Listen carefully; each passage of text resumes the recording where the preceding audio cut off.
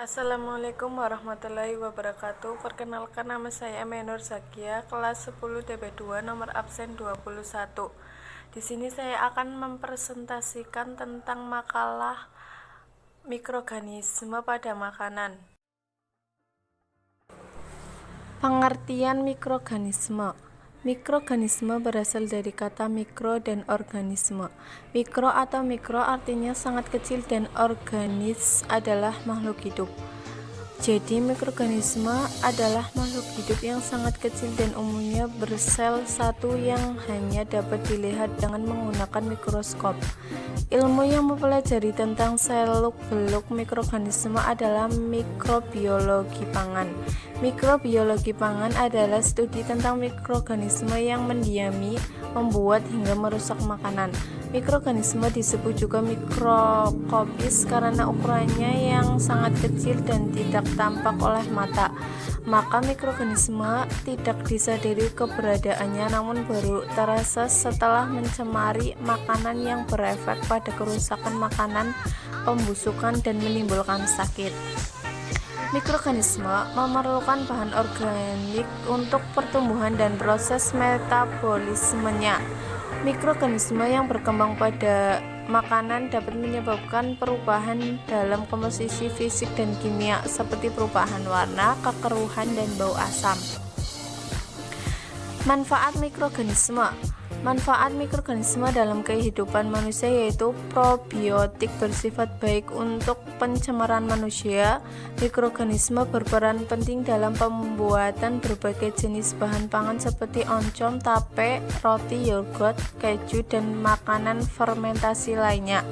Beberapa mikroorganisme seperti bakteriosin juga dipakai untuk meningkatkan keamanan pangan dengan melawan racun ulang disebarkan mikroorganisme jahat pada makanan.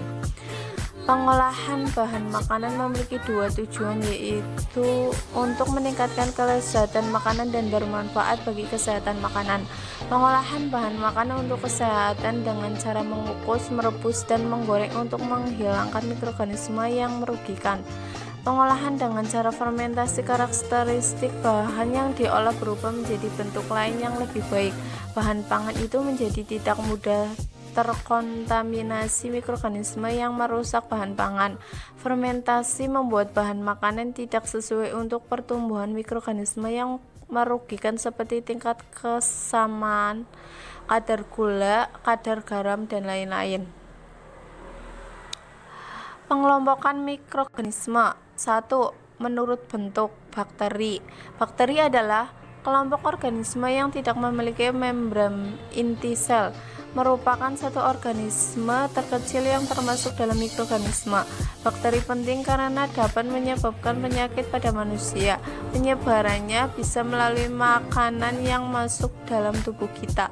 Contohnya salmonella yang menyebabkan penyakit tipes serta diare yang disebabkan oleh bakteri Escherichia coli. Jika dalam jumlah banyak, kita dapat mengenali adanya bakteri berdasarkan tanda fisik yang diperlihatkan pada bahan makanan tersebut. Yang kedua, virus. Virus adalah mikroorganisme yang hanya tumbuh dan berkembang biak pada sel yang hidup. Keberadaan virus selalu merugikan dan menjadi parasit sel makhluk hidup. Virus berkembang biak dengan melakukan serangan pada sel yang ditempatinya atau sel inang.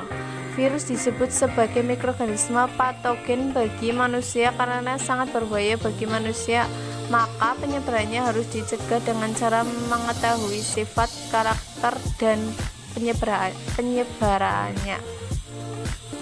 Makanan dan air dapat menjadi media perpindahan virus pada tubuh yang sehat. Akibatnya akan terkena penyakit seperti hepatitis, polio, dan diare.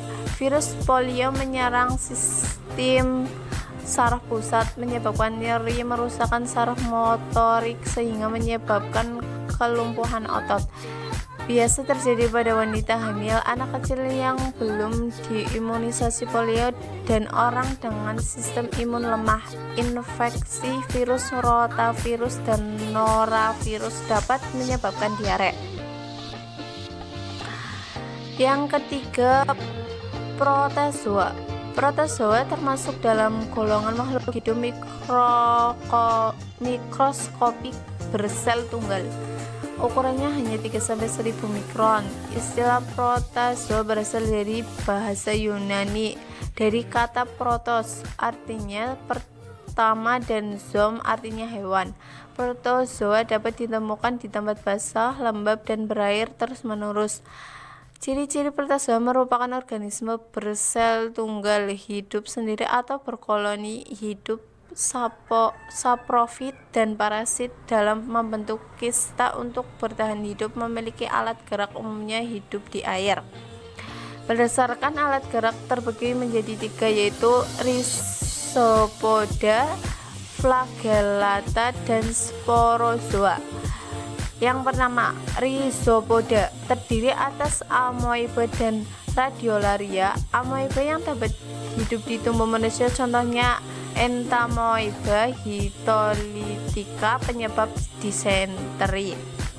Yang kedua, Flagellata terdiri atas Trypanosoma, Nactiluca, Mycorrhiza, Trypanosoma gambiaceae, penyebab penyakit tidur pada manusia. Yang ketiga, protozoa adalah protozoa yang tidak memiliki alat gerak dan bentuk seperti spora pada salah satu tahap hidupnya, contohnya Toxoplasma dan Plasmodium.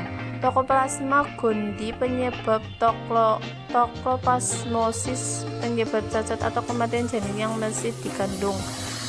Plasmodium terdiri dari 1. Plasmodium vivax, penyebab malaria tertian. Yang kedua, Plasmodium falciparum, penyebab malaria tropika. Yang ketiga, Plasmodium malariae, penyebab malaria kuartan. Yang keempat, Plasmodium ovale, penyebab malaria oval yang gejalanya mirip malaria tertien. Jamur makroskopik adalah jamur yang jelas terlihat bentuknya, sedangkan jamur mikroskopik adalah jenis jamur yang tidak jelas bentuknya atau sangat kecil. Jamur mikroskopik ada 2 macam, yaitu kapang mold dan ragi atau Yascamir. Kapang termasuk jenis jamur yang bersel banyak namun tidak mempunyai klorofil. Jamur ini dapat dilihat dengan mata telanjang karena ukurannya besar dan lebih kompleks dibanding bakteri. Ini contoh-contoh jamur, jenis jamur kapang. Menurut peran dalam kehidupan manusia, mikroorganisme patogen adalah mikroorganisme penyebab penyakit. Jenis ini yang membahayakan dan menjadi penyebab penyakit pada manusia. Mikroorganisme perusak, penyebab kerusakan makanan dan rasa makanan. Mikroorganisme ini berkembang dalam makanan dan menghasilkan. Terima kasih. Wassalamualaikum warahmatullahi wabarakatuh.